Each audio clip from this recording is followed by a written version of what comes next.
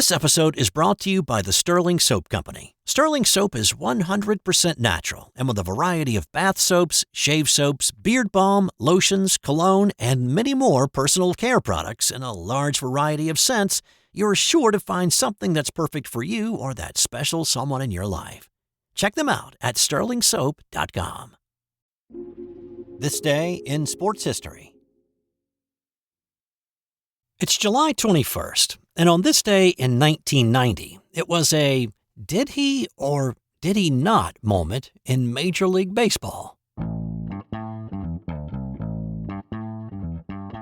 Bo Jackson is one of the greatest athletes to ever walk this planet. A guy who was equally comfortable and dominant on the football field as he was on the baseball diamond. A man of principle who told the Tampa Bay Buccaneers to suck it after they screwed him out of his senior season of playing baseball at Auburn. And instead of signing a huge contract to play with the Bucs after being selected first overall in the 1986 NFL Draft, chose to play baseball instead. He was a guy who could defy gravity walking along outfield walls like a superhero, or bulldoze linebackers specially designed to stop him. He was a family man who was proud to be at the birth of two of his three children, which brings us to this unusual story that supposedly happened on this day.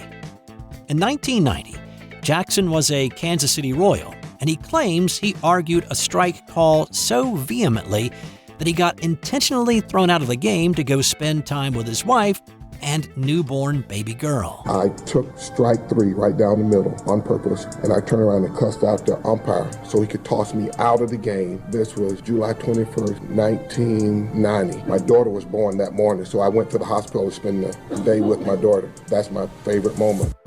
Now, Bo told this story on several occasions. He did an interview on a Royals television broadcast and told the story.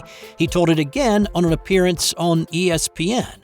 The one moment that stands out for me, purposely getting tossed out of a baseball game in Kansas City, purposely getting tossed out of a baseball game so I could go to the hospital to spend the afternoon with my baby girl, which was born. I purposely took strike three right down the height, and I turned around and got in the ump's face and called him a name, and he threw me out the game, and I said, thank you. Ran to the locker room and didn't even shower, put on my clothes and to the hospital because that morning my wife gave birth to our third child. But the thing is, it may never have happened at all. And if it did, it certainly did not happen on this day. Taking a look at the box score, it should show that Bo had one plate appearance and went 0 for 1 on the day. But it doesn't. In fact, he was not even in the lineup. Now, if you remember the story I did back on the 17th about Bo's 3-homer game against the Yankees, and that he'd separated his shoulder diving for Dion's well-hit ball to center that day that turned into his inside-the-park home run, Bo left that game right after that play, and he was immediately placed on the 15-day disabled list. In fact, he was out more than a month and would not be back in the Royals lineup until August 26th. In one of the interviews, he said they were playing the Brewers when this happened, and yet the Royals were playing the Red Sox on this day, and after he returned on the 26th, KC did not play Milwaukee home or away the rest of the season. He says this was the day because, well, it's the day his only daughter was born, which would be a pretty simple date for a dad to remember, right? But the only record of him getting tossed that year was in a spring training game against the Texas Rangers back in March. MLB was using replacement umps during spring training that year while their regular guys protested against the league for a scheduling issue. So, did it happen at all? Sports Illustrated writer Jeff Pearlman did a lot more research on this than I did, and he cannot find any evidence that the story has any validity. Yeah, but here's the thing. This doesn't taint anything that Bo Jackson did as an athlete. He will always be one of the most amazing athletes of the 20th century. But why tell this story? Not just once, but multiple times. Memory can be fickle and a porous thing, especially 35 years down the road. And it's a great story to listen to, if only it was true. So only Bo knows why he told this story. but it most certainly did not happen on this day in 1990. Here's another weird story about an ejection, though this one most certainly happened on this day just a year ago. San Francisco manager Bob Melvin was ejected from the game before the first pitch was thrown. Melvin delivered the lineup card to home plate umpire Alex McKay, and they started talking. Well, the Giants were coming off back-to-back losses to the Colorado Rockies, and this was the final game of the three-game series. Now, Melvin did not elaborate on what he said to McKay and the other three umpires there collected around home plate, only that he said a bit too much. He said that he didn't go out there to start anything, but it's likely something from the 4-3 loss the night before was the topic of conversation. And after Melvin went too far, McKay gave a casual, "get out of here" motion. Now, according to the broadcast crew who did the broadcast that day from Colorado's Coors Field, Melvin's beef was actually with Chris Conroy, working the third baseline in this game, but he had been the home plate ump the night before. Apparently, the strike zone had been a bit all over the place, and he had screwed up the explanation on a replay. Now, while the guys on the mic tried to figure out if Melvin had indeed been ejected, Jorge Soler had a little something to say about the matter. Botched the announcement of the replay decision. Soler to deep center field. Wow, he hit that hard. Doyle is watching it into the trees almost. What a home run to start the game for Jorge Soler. Soler's knock traveled 478 feet to deep center, and it was the second longest home run blast last season. The Giants went on to win the game 3-2. So maybe the pregame ejection gave the team a little needed lift. So how often do managers get tossed before the first pitch, you may be asking? It's not super duper rare, but it hasn't happened too much in the history of Major League Baseball. It's happened about 25 times, and I've talked about a few here, such as Earl Weaver getting tossed in both 1975 and again in 1985, and each time in those games he was tossed in Game 1 of a doubleheader, and then he was tossed prior to the first pitch of the second game when he was delivering the lineup card. The always combustible Billy Martin was ejected prior to the start of a game in 1974 when he was the manager in Texas. Interestingly enough, though, the man who holds the record for the most ejections by a manager never got ejected prior to the first pitch. Bobby Cox was tossed 162 times, but every single one of them was during the course of the game.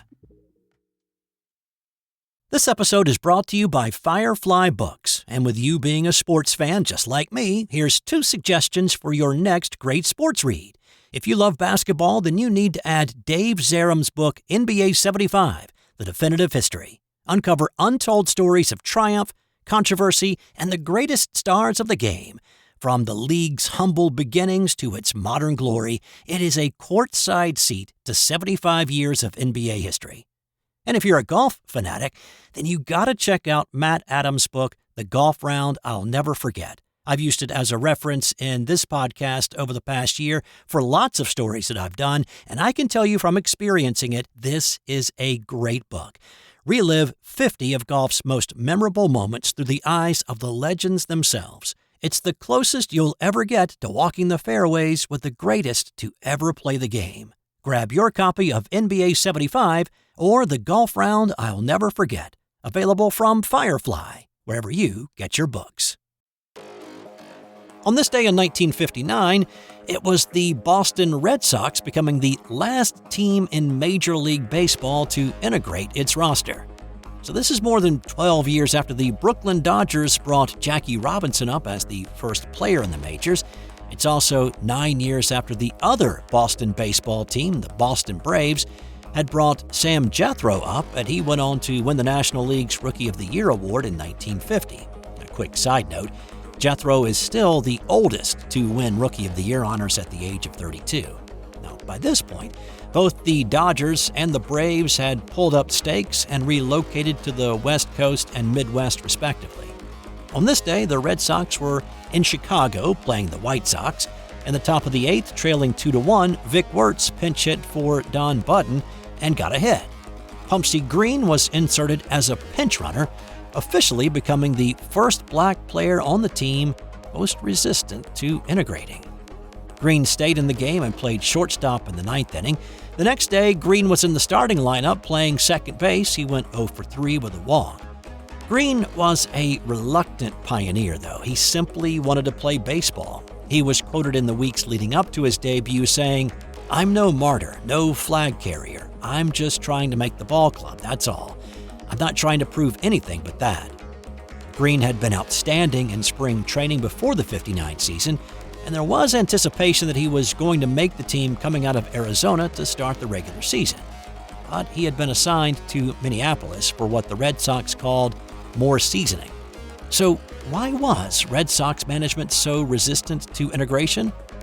People point first to Thomas Yawkey, who owned the Red Sox at this point and would continue until he died in 1976. The Yawkey family continued ownership of the club until 2002. Now, in the 1950s, the Red Sox spring training home was in Scottsdale, Arizona, which did not allow blacks to live within its city limits or stay in its hotels. The Red Sox did not attempt to make adjustments to accommodate Green, instead forcing him to make his own arrangements. He actually had to go 15 miles away to Phoenix, where the Giants were staying in an integrated hotel. He was segregated away from his own teammates knowingly. Every other ball club, led by ownership, told hotels to take the entire club, or they would take their business somewhere else. But that was not the Yawkey way. There was also Red Sox manager Mike Higgins, who outwardly said the right things like, "I think Pumpsie can help the club," but behind closed doors would use racial epithets to say, and I've removed the epithet here, but you'll get the point. "There will be no black players on this ball club as long as I have anything to say about it." So there probably isn't any doubt that when Higgins was removed as manager on July 4th, 1959, supposedly due to his heavy drinking, and he was replaced by Billy Jurges, that the gears to bring Pumpsie Green to the majors finally began to churn a little bit faster, leading to Green's debut as a pinch runner on this day. On this day in 2007, it was another highly anticipated debut, but for a completely different reason. David Beckham had signed a 5-year deal to play with the LA Galaxy in the MLS, and this was the day of his big reveal to the league. Beckham, soccer star with Manchester United and Real Madrid, the English star with 115 caps, more than any other English footballer, international sex symbol married to a Spice Girl, coming to play in the States for an MLS team. When he had first signed, he said he wanted to revolutionize the game of soccer in America, and there were many anxious to see it. Tom Cruise and Katie Holmes were there, the Governor, Arnold Schwarzenegger, along with others. They were not there to watch a soccer game, which was really just an exhibition versus Chelsea FC. They were there to watch Becks. But they had to wait a while, and even though this was right around the corner from Hollywood, there was no Hollywood ending in sight. Beckham was not in the starting lineup. He had been listed with an ankle injury, suffered a few weeks prior when he was still with Real Madrid. He was not inserted into the game until the 80th minute. He touched the ball only 3 times, and the Galaxy lost the friendly 1-0. Beckham would not be seen very much after that either. Despite sellout after sellout in anticipation of watching Beckham play, he rarely made the move off the bench. He played in only 5 games that year, starting only 2. And not only were the fans frustrated, but so too were his teammates. Landon Donovan played for the Galaxy and said Beckham was not committed to playing with the team. He said, "If someone's paying you more than anybody in the league, more than double anybody in the league, the least we expect is that you show up to every game, show up and train hard, show up and play hard." Things changed a bit in year 2 when he started 26 games, scored 5 goals and assisted 8 others. He ended up spending 6 years with the Galaxy, and his last year may have been his best, starting 29 games, scoring 7 and assisting 10 others. But here's the thing, Beckham may have had the biggest influence on the growth of Major League Soccer here in the States, despite his slow start or his middle-of-the-road stats. As MLS Commissioner Don Garber says, Beckham brought worldwide status to the league, and if it wasn't for Beckham, then Lionel Messi would never have made the choice to come play in the MLS. Of course, Beckham had influence over that as well as the general manager of Inter Miami, and he was able to work that deal to attract Messi to South Florida in 2023. And on this day in different years, two cycling greats won their fifth Tour de France. In 1974, Eddy Merck won the final of his 5 tours. It was his 5th win and his 5 times entering the grueling event. The Cannibal was not only a Grand Tour winner, but it was also a Spring Classic beast. He won 8 stages on his way to win by more than 8 minutes in the general classification that year. And in 1985, it was the Badger, Bernard Hinault, that won his final Tour de France.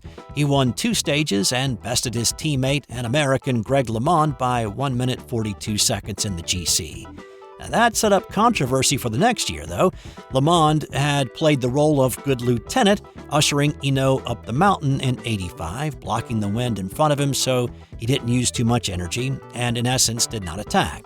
In exchange, LeMond had been promised he'd be the team leader in the 86 Tour, something the Badger would not honor, but we'll talk more about that in the coming days. And time now for today's That's Got Nothing to Do with Sports fun fact. Did you know that Abe Lincoln is in the National Wrestling Hall of Fame? Indeed he is, inducted in 1992. Honest Abe was known as quite a fearsome fighter as a teenager and in his early 20s.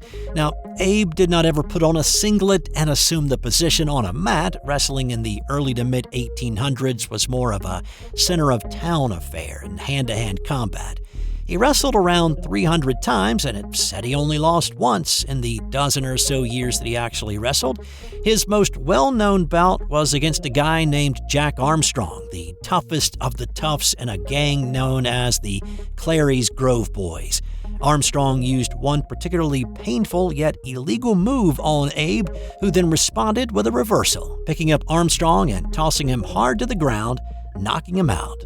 There's also a story of Abe tossing a couple of hijackers off his brother's river barge as a 19-year-old, which doesn't count in his stats as a wrestler, but makes the old rail splitter seem like an absolute badass, doesn't it?